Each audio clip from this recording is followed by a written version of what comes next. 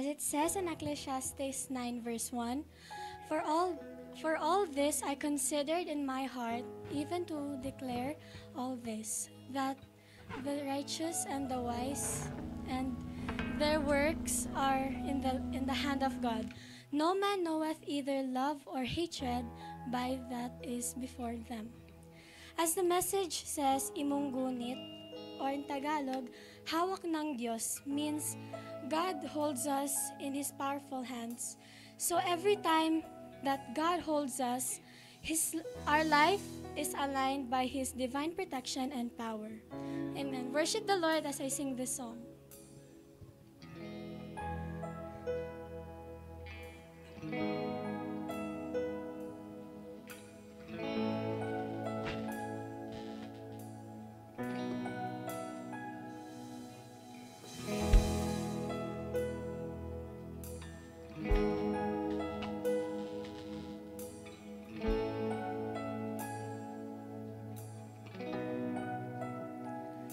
Wala ko kabalong ano, nga iman man kong giadto, dili gayud ko katuo, nga nung gibuhat to, bisan kang ingin sa talan, nabalan mo ako ngalan, gitawag mo gayud ako, di man kinahanglan. Imong gunit, di ko makabuhi. Imong sitsit,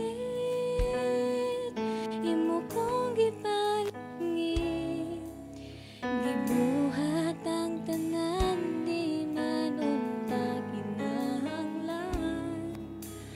Ug mga imong gipalaban. Wala ko kabalong ano, nga imo man kong giadto, dili gayud ko katuo, nga nung gibuhat to, bisan kang ngit-ngit sa dalan, nabalan mo ako ngalan, gitawag mo gayud ako, di man kinahanglan. Imong gunit,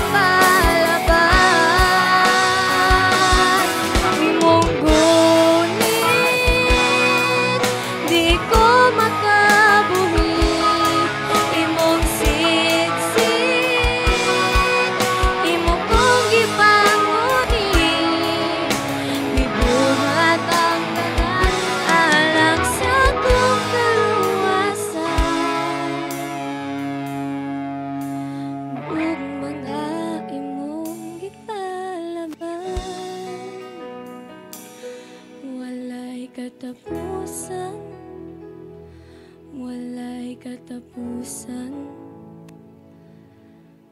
Gibuhat mo ug imong gihuman,